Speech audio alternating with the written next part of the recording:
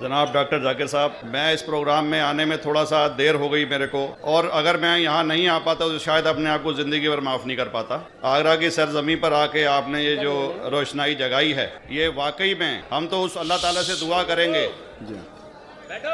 अल्लाह ताला से दुआ करेंगे कि आप जैसे 10-20 और नेक दिल और इतने पढ़े लिखे, इतने इंटेलेक्चुअल आदमी और पैदा करें, जिससे कि जाके आप भारत का कोना कोना, देश का कोना कोना रोशन करें। तहे दिल से स्वागत आपका। मेरा एक छोटा सा सवाल से पहले थोड़ा सा, एक हमारे भी गुरु ग्रंथ साहब के अंदर गुरु नानक साहब ने पूरी दुनिया का चक्कर लगाया, जिसके अंदर मक्का मदीना भी शामिल है। और जैसा कि एक सवाल इससे पहले हो चुका है कि गैर मुस्लिम जो है मक्का मदीना में अलाउड नहीं, या वहाँ का कैंटोनमेंट जो है अलाउ परमिशन नहीं देता। मगर ये तो तय है, आप मानते हैं, इस्लाम मानता है, हम मानते हैं, हमारे ग्रंथों के अंदर दर्ज है। गुरु नानक साहब के 2 चेले थे, एक बाला और एक मर्दाना, एक हिंदू और एक मुस्लिम। मर्दाना की बहुत ख्वाहिश थी कि मुसलमान जब तक पूरा मुसलमान नहीं कहलाने का हकदार, जब तक कि वो काबा का दर्शन ना कराए, तो गुरु नानक साहब उसको लेके और काबा गए। हमारे ग्रंथ के अंदर जो दर्ज है कि जब वो वहाँ पहुँचे, उन दिनों बहुत लंबा ये किस्सा है, 1 साल लगता था, और वो रूट सारा उसका वर्णन है।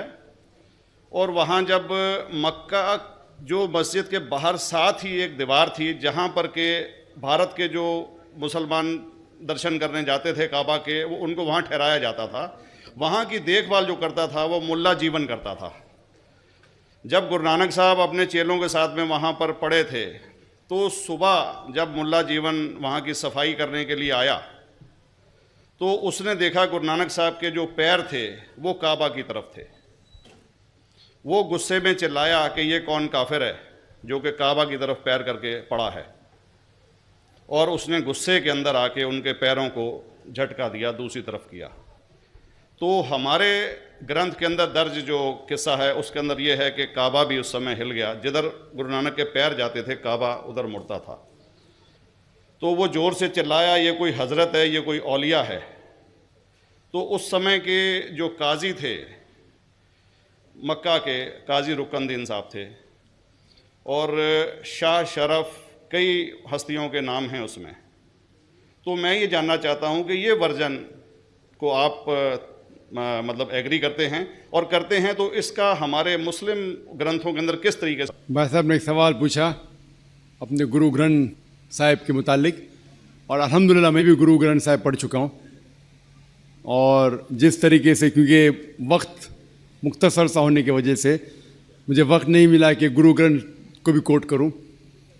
आपका सवाल का जवाब देने के पहले मैं आपसे ज़्यादा चाहूँगा कि इवन गुरु ग्रंथ की किताब पढ़ेंगे आप, ग्रंथ जिसे अधिग्रंथ कहते हैं, और कोई सिख से पूछेंगे कि खुदा का तसव्वुर क्या है, सबसे बेहतरीन जवाब कोई सिख दे सकेगा वो आपको कोट करेंगे जापू जी, जो गुरु ग्रंथ साहिब अधिग्रंथ के सबसे पहले चैप्टर है, सबसे पहला श्लोक, जिसके कहते हैं जापू जी। जिसके मानी है कि God is true, he is only one, he is not begotten and is free from fear and want.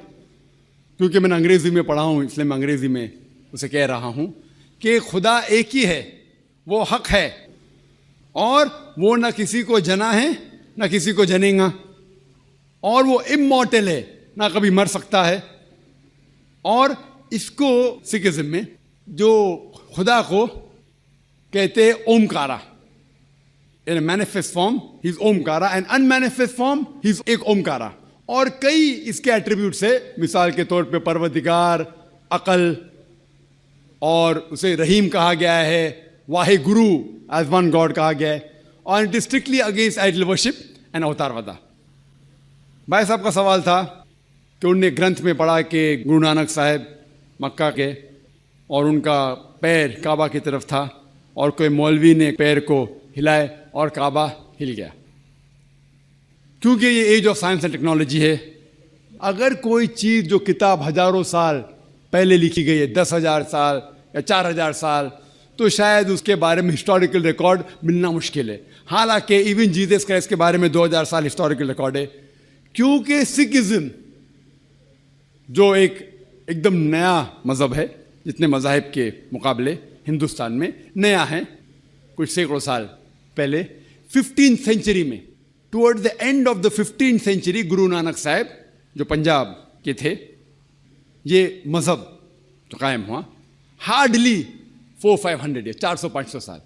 और अगर ये मान लो, सपोज मिसाल के तौर पे मान लो, मैं क्यों कह रहा हूं कि मैं नहीं चाहता हूं किसी को बुरा लगे, मान लो ये सच है, मान लो अगर 400-500 साल पहले अगर ये होता था कि काबा इधर से उधर हिल जाता था, तो हिस्टोरिकल रिकॉर्ड में बिल्कुल लिखा होता था। और कई हिस्टोरिकल रिकॉर्ड में ये नहीं कि काबा हिला इधर उधर, कई हिस्टोरिकल रिकॉर्ड आप देखेंगे। हिस्ट्री इतनी अल्हम्दुलिल्लाह 800-900 साल पहले, 1000 साल पहले जो मुगल ने किए, बिल्कुल लिखा हुआ हिस्टोरिकल रिकॉर्ड में। तो ये कहना कि गुरु नानक साहब वहाँ गए और काबा हिल गया, ये बिल्कुल साइंस के खिलाफ है, क्योंकि साइंस में कोई भी रिकॉर्ड नहीं है, वहाँ के देश के रिकॉर्ड में कहीं भी नहीं कि काबा हिला। तो इसलिए हम कहते हैं कि हो सकता है ये गलती से किसने लिखा होगा। न कई किस्से कहानी ये मैं तस्लीम करता हूँ कि गुरु ग्रंथ साहिब में कई चीज़ें सही है, हक की बात है, लेकिन ये तस्लीम करना कि काबा हिल गया, ये बिल्कुल साइंस के भी खिलाफ है, साइंस के खिलाफ है।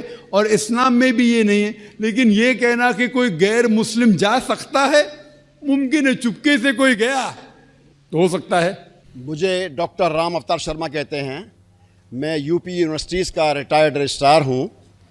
जाकिर साहब, आपके विद्वत्तापूर्ण भाषण से, तकरीर से हाजरीन के दिल और दिमाग पर जो इस्लाम के प्रति श्रद्धा और आस्था जागृत हुई है, उसके लिए सारे हाजरीन की ओर से मैं आपका शुक्रगुजार हूँ, आभारी हूँ और आपका अभिनंदन करता हूँ। इस्लाम बहुत सशक्त है और उसको परिभाषित जो आपने आयतों से उनकी संख्या नंबर दे करके, वेद और पुराणों के संख्या उनके नंबर दे करके जो सिद्ध किया है खुदा के एक होने के बारे में, वो हमारे दिल और दिमाग पर उतर गया है। मैं सारे संसार में शांति लाने के लिए इस्लाम को बहुत काबिल और सशक्त समझता हूँ। दुर्भाग्य से बिन लादेन इस्लाम के सिद्धांतों को छोड़ करके जो मानवता का रक्त बहा रहे हैं, निर्दोष लोगों के प्रति मार रहे हैं, आपका संगठन उनको राह पे लाने के लिए कुछ प्रयास क्या कर रहा है? धन्यवाद।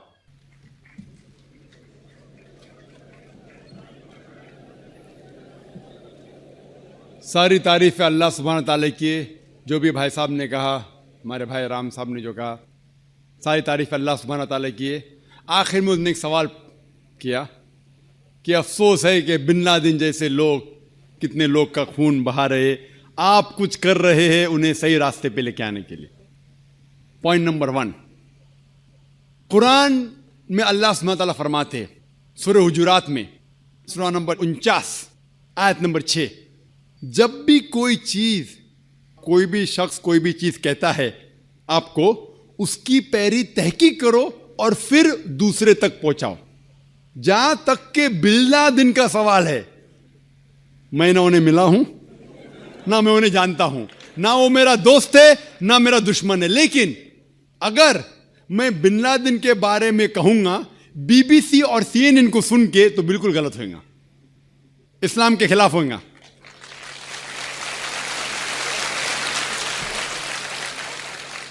मैं ना बिन लादेन का दोस्त हूं ना उनका दुश्मन हूं, लेकिन मैं बीबीसी और CNN को अच्छी तरीके से जानता हूं।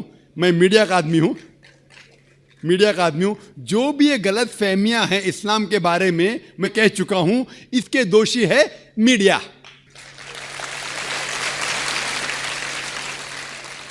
अगर आप कहोगे कि मैं बिन लादेन के बारे में कहूं खाली मीडिया को सुन के CNN और BBC में, तो मैं कुरान के खिलाफ जाऊंगा, और मैं कुरान के खिलाफ जाना नहीं चाहता हूं।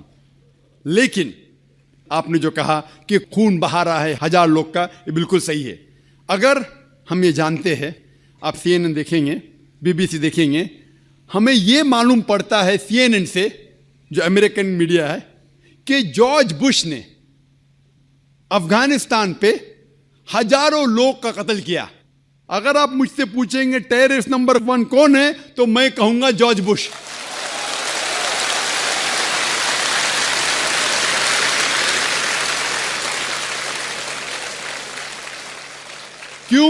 क्यों मैं कहता हूं इस्लाम मुझे इजाजत देती है? क्यों? उसका CNN स्टेशन है, और जो सबसे ताकतवर मुल्क दुनिया में अमेरिका, सबसे कमजोर मुल्क अफगानिस्तान के ऊपर हमला करता है, हजारों लोग का कत्ल करता है। ये किधर का अमन है? क्या war on terrorism? War on terrorism किधर? War on terrorism? ये लोग को बेवकूफ बनाया जा रहा है। मान लो, सपोज मिसाल के तौर पे मान भी लो, क्या बिन लादेन ने कुछ गलत काम किया? बिन लादेन ने 11 सितंबर को वर्ल्ड ट्रेड सेंटर में प्लेन डाला, मान लो मिसाल के तौर पे, मान लो सही भी है। अगर ये सही भी है कि बिन लादेन जाके अफगानिस्तान में छुपता है, कौन इजाजत देता है जॉर्ज बुश को हजारों अफगान की जान लेने के लिए? कौन इजाजत देता है? ये तो सिर्फ दाव पेज है पॉलिटिक्स का। अगर आप पढ़ेंगे अमेरिकन साइट के ऊपर, इंटरनेट पे जाएंगे, तो कितने अमेरिकन लोग ने कहा कि ये वर्ल्ड ट्रेड सेंटर को किसने गिराया? कितने हाइपोथेसिस है। मैंने कहता हूं कौन सही है। कितने हाइपोथेसिस में यह भी लिखा है कि जॉर्ज बुश ने खुद किया। मैं नहीं कहता, अमेरिकन लोग कहते। मैं ये नहीं कहता हूं कि ये जो लिखा है सही है। ये सही भी हो सकता है, गलत भी हो सकता है, इसकी तहकीक में नहीं किया हूं। लेकिन ये जानना जरूरी है, अगर आप मीडिया की बराबर जांच पड़ताल करें, तहकीक करें, तो ये पॉलिटिशियन लोग अपने वोट के लिए किस तरीके से इंसान की जिंदगी से खिलवाड़ करते हैं। मिसाल के तौर पे अभी इराक में Saddam Hussain, weapons of mass destruction. देखो, मैं सद्दाम हुसैन का भी दोस्त नहीं हूं। अफसोस होता है कि जो चीज वो कर रहे इस्लाम से कई दूर है। वो इस्लाम के नाम के ऊपर मेरे हिसाब से, जो मैं जानता हूं उनके बारे में, कलंक है। वो अलग बात है। लेकिन फिर भी उसके खिलाफ जो जॉर्ज बुश ने कहा, वेपन ऑफ मास डिस्ट्रक्शन, कितने महीने हो गए, एक भी वेपन मिला नहीं मिला। खुद अमेरिकन इन्वेस्टिगेशन कह रही है क्या जानबूझ के इन लोगों ने अटैक किया इराक के ऊपर, अफगानिस्तान के ऊपर, ऑयल के लिए। तो आप मुझसे कहेंगे कि मैं क्या कोशिश कर रहा हूं कि जॉर्ज बुश तक के पैगाम पहुंचाऊं। कई लोग कहते, जब मैं तकरीर करता हूं, कि कई मुसलमान कहते कि या अल्लाह सुब्हाना व तआला जॉर्ज बुश को मौत दे। मैं ये नहीं कहता हूं। अगर आप पढ़ेंगे तारीख और मोहम्मद सल्लल्लाहु अलैहि वसल्लम की जिंदगी के बारे में, जो 2 शख्स जो इस्लाम के मुखालिफ थे, दोनों का नाम था उमर। मोहम्मद सल्लल्लाहु अलैहि वसल्लम ने ये दुआ की कि दोनों में से एक उमर को हिदायत दे। तो मैं भी दुआ करता हूं कि जॉर्ज बुश को अल्लाह ताला हिदायत दे। जो शख्स इतना ताकतवर है, इस्लाम के खिलाफ काम कर सकता है, अगर अल्लाह उसे हिदायत दे तो इंशाअल्लाह इस्लाम के लिए कितना फायदेमंद हो सकता है। और ये बात मैं अमेरिका में भी कहा हूं, वो सही रास्ते पे आए या ना आए, मेरा काम है, अल्लाह ताला कहते फज़क्किर इन्नमा अंत मुज़क्किर, मेरा काम है जिक्र करना, हिदायत देना तो अल्लाह के हाथ में। अगर आप देखेंगे कि अनफॉर्चुनेटली, अफसोस की बात है कि मीडिया के जरिए कितनी गलत फहमियां फैलती है। एक आम मिसाल दूंगा मैं, कि जब हिंदुस्तान आज़ाद नहीं था, ब्रिटिशर्स इस देश के ऊपर हुकूमत कर रहे थे, उस टाइम 60 साल पहले कई हिंदुस्तानी इस देश के लिए झगड़ा कर रहे थे। सही है कि नहीं? झगड़ा कर रहे थे। लेकिन ये लोग जो अपने देश की आजादी के लिए झगड़ा कर रहे थे, ब्रिटिशर्स लोग उन्हें कहते थे टेररिस्ट, दहशतगर्द। लेकिन हम आम हिंदुस्तानी कहते थे कि वो है देशभक्त, पेट्रियट। सेम इंसान, सेम काम कर रहा है, लेकिन 2 लक़ब, 2 डिफरेंट लेबल्स। अगर आप ब्रिटिशर्स के नजरिए से वाकिफ है कि उन्हें हक है हिंदुस्तान के ऊपर हुकूमत करना, तो आप बेशक कहेंगे कि ये जो लोग थे भगत सिंह और जो लोग देश के लिए झगड़ रहे थे, उनको आप कहेंगे टेररिस्ट, दहशतगर्द। लेकिन अगर आप हिंदुस्तानी के नजरिए से वाकिफ है और ये तस्लीम करते हैं कि ये जो ब्रिटिशर्स लोग हैं तिजारत करने के लिए हिंदुस्तान में आए थे, उन्हें कोई हक नहीं हम पे हुकूमत करना, आप कहेंगे कि ये लोग देशभक्त थे, दहशतगर्द नहीं थे। सेम आदमी, सेम काम कर रहा है, 2 डिफरेंट लेबल्स। तो इसीलिए लेबल देने के पहले हमें यह तहकीक करना चाहिए वो किसके लिए झगड़ रहा है। लोग मुझे पूछे कि बॉम्ब ब्लास्ट करना सही है क्या गलत है? गलत है, आमतौर पे गलत है। मैंने कह चुका हूं मैं तकरीर में, अगर कोई भी इंसान एक दूसरे इंसान का कत्ल करता है सिर्फ 2 वजह के लिए, अगर न कातिल हो या इस धरती पे फसाद फैला रहा है, इस 2 वजह के अलावा कोई भी इंसान दूसरे इंसान का कत्ल करता है, वो ऐसा है कि सारे इंसानियत का कत्ल कर रहा है।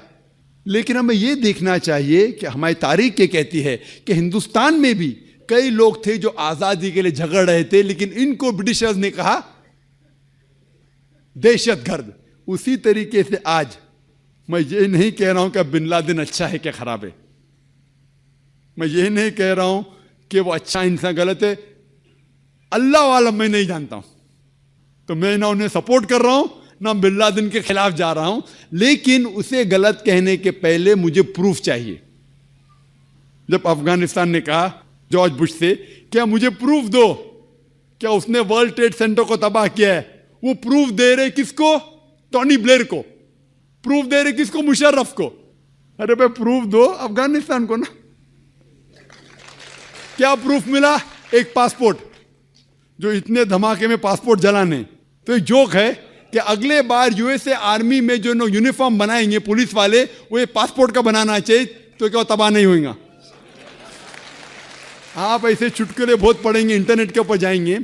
तो मैं ये कहना चाहता हूं कि किसी को दोषी ठहराने के पहले हमारा ये फर्ज है कि जाने कि किस लिए वो जिद्दोजहद कर रहा है। होप ये आपके सवाल का जवाब है।